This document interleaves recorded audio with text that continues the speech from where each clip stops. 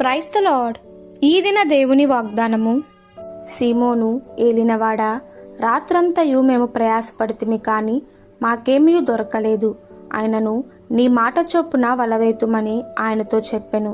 లూకాసు వార్త 5వ అధ్యాయము 5వ వచనము. దేవుడు మన కొరకు దీవెనలను, నూతన అవకాశాలను భద్రపరిచి ఉంచాడు. వాటిని పొందుకోవడానికి మనం విశ్వాసపు మెట్ల ద్వారా వెళ్ళాలి. మనకు ఇష్టం లేకుండా, లేక మనసులో ఇది చేయడం కష్టం అనుకుంటూ పనులు చేయడం కాకుండా దేవునిపై భక్తి విశ్వాసాలకు మన ఆలోచనలు, ఇష్టాలు, మనోభావాల కంటే ఎక్కువ స్థానం ఇవ్వాలని అర్థము.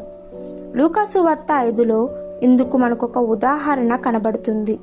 పేతురు మరికొందరు యేసు శిష్యులు ఒక రాత్రంతయు వలలు వేసి ప్రయాసపడిరి కానీ వారికేమీ దొరకలేదు. వారు అలసిపోయారు, వారికి నిద్ర వస్తుంది. అట్టి స్థితిలో వారు వలలను కడిగి అప్పుడే భద్రపరిచారు. ఇది చాలా శ్రమతో కూడిన పని. అప్పుడు యేసు సరస్సు తీరమున నిలిచి వారు చేపలు పట్టగోరిన ఎడల మరలా వలలను వేయవలననియు, అయితే ఈసారి దోణిను లోతునకు నడిపించి వేయవలనని వారితో చెప్పెను. వారు అలసిపోయినట్లు పేతురు ప్రభువునకు విచారించాడు. ఆ రాత్రంతయు వారేమీ పట్టలేదు. ఆయనను నీ మాట చొప్పున వలవేతుమని అన్నాడు. మనము కూడా ఇట్టి స్థితి కలిగి ఉండాలని ప్రభు కోరుకుంటున్నాడు.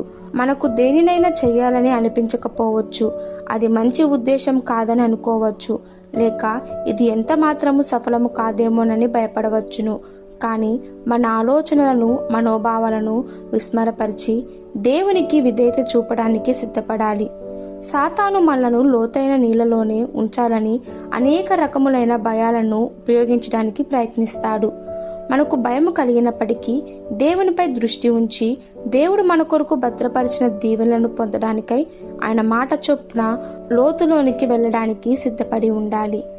ఈ దిన దేవుని వాగ్దానము మనందరి జీవితంలో నెరవేరులాగున ప్రభు కృప మనకి తోడై ఉండును గాక. ఆమెన్. God bless you.